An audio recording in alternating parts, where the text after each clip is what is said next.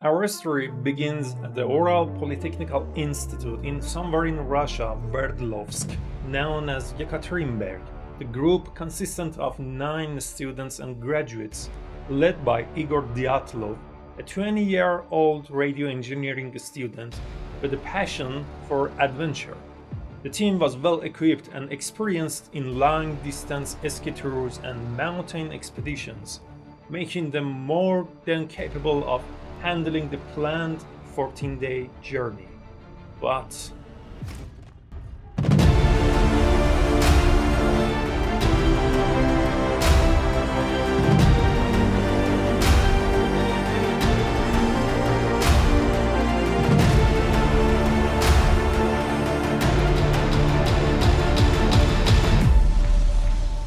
their goal was to reach Ural Mountain, about 10 kilometers north of the site where their bodies would eventually be found. The journey was classified as Category 3 hike, the most difficult level, requiring expert skills and endurance. The group included experienced skiers like Zinaida Kolmogorova and Rustim Slobodin, and they were joined by a late edition 30-year-old Semyon Zolotaryov, a World War II veteran and hiking instructor who was a last-minute replacement for another team member. Their adventure on January 27, 1959, when the group left the town of Vizhay, the last inhabited settlement before the mountains. On January 28, Yuri Yudin, one of the 10 original members, fell ill and had to turn back. Little did he know, this decision would save his life. But why? The remaining 9 hikers pressed on, documenting their journey with diaries and photographs. The last entry in their diary, dated February 1st, mentioned setting up camp on the eastern slopes of Kholat Siak, a mountain whose name means Dead Mountain, in the local Mansi language actually. That night, they set up their tent on an open slope despite being close to the tree line where they could have found more shelter from the elements. What happened next remains a mystery. Sometime during the night of February 1 or early morning of February 2, something caused the group to cut their way out of the tent and flee into the freezing cold, without dress, without boots or proper clothing. When the group failed to return as expected on February 12th, concern grew among their families. On February 20th, a search party was launched, including fellow students, local volunteers, and later the Soviet military. The first clue was found on February 26th. The group's tent, partially buried in the snow, was discovered on the slope of Kholat Siak. The tent had been cut open from the inside, and all their belongings, including boots and clothing, were left behind. The discovery was even more alarming.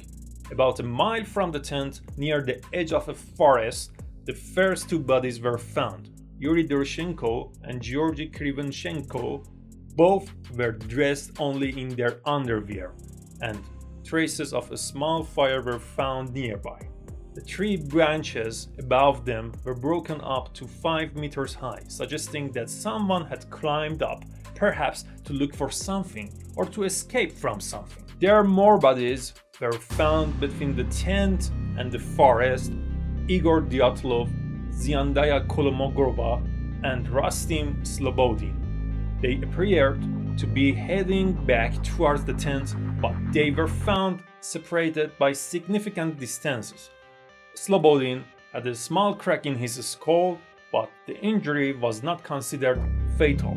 2 months later, in May, the remaining 4 hikers were found buried under several meters of snow in a ravine further into the forest. These 4, pronunciation is hard for me: Limidiola Dubinina, Semyon Zoritarov, Alexander Kolyetov, and Nikolai Tibuks, has suffered traumatic injuries. Dubinina had crushed ribs and Tibuks had a severely fractured skull. But what was truly baffling was that there were no external injuries to match these internal traumas. Even more disturbing, Dubinina was missing her eyes, tongue, and part of her lips. The bodies were also found with traces of radiation on their clothing, raising more questions than answers. The official Soviet investigation concluded in May 1959 with a vague statement that the group members had died due to a compelling neutral force. No further explanation was given, and the case was closed. However, the peculiarities of the case led to numerous theories over the years.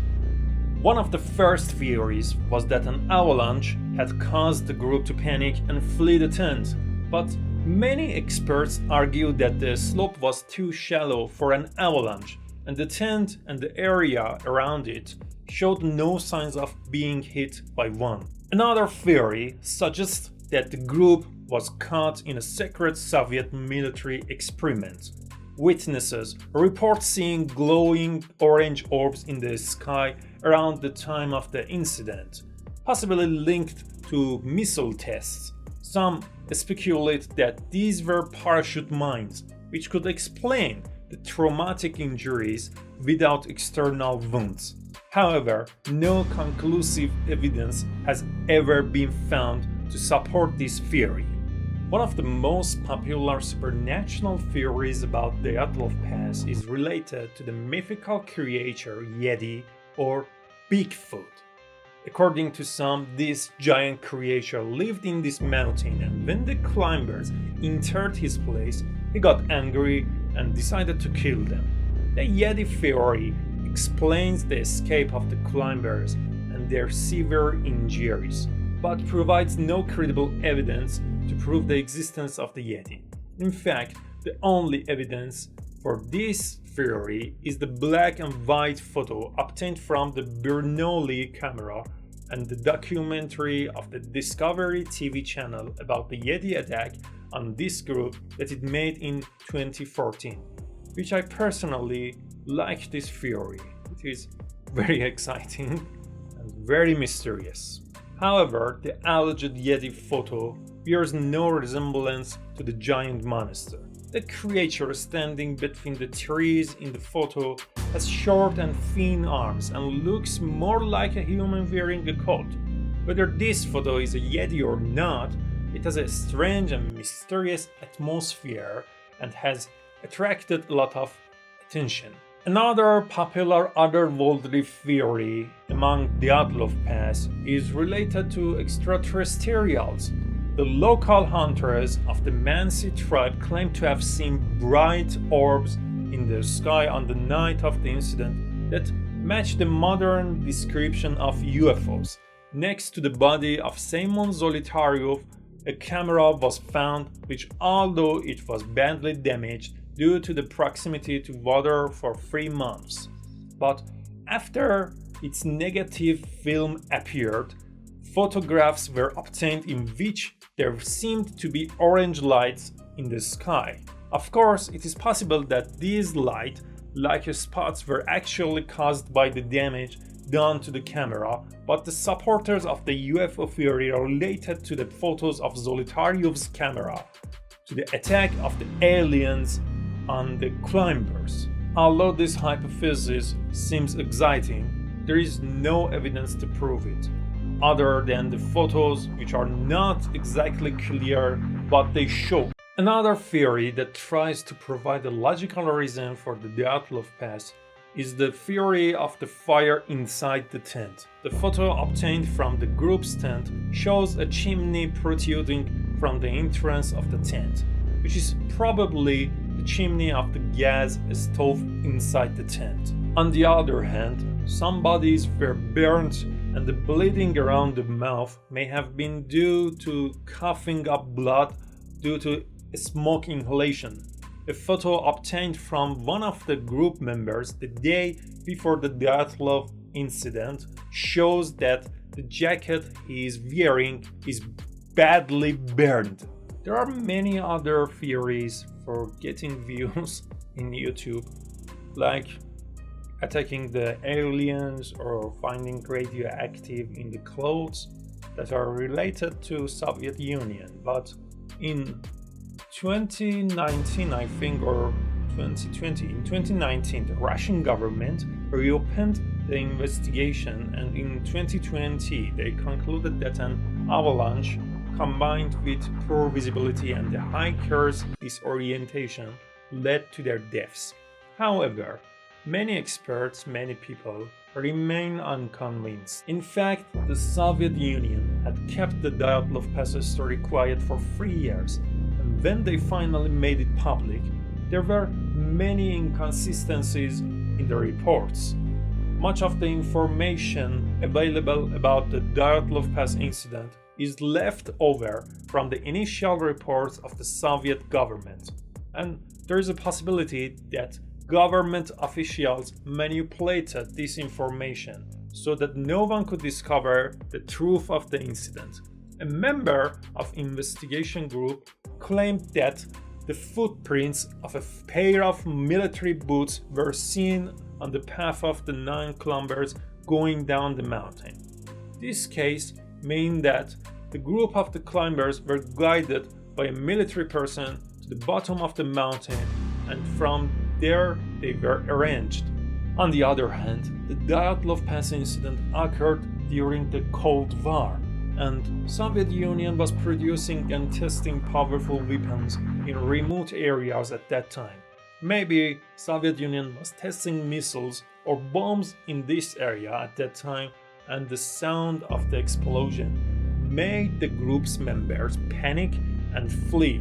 Maybe some of these weapons hit the climbers and caused severe injuries, for which no explanation has been provided. Even according to a report, a military group near this area had fired rockets towards the Dyatlov Pass, but Soviet officials emphasized that the rockets could not have hit the ground near the group. However, some people, remembering the events of the Chernobyl mini-series and the efforts of the Soviet Union to hide the disaster of the Chernobyl nuclear power plant, believe that the Soviet involvement in Dyatlov Pass incident and the manipulation of information do not seem so unlikely.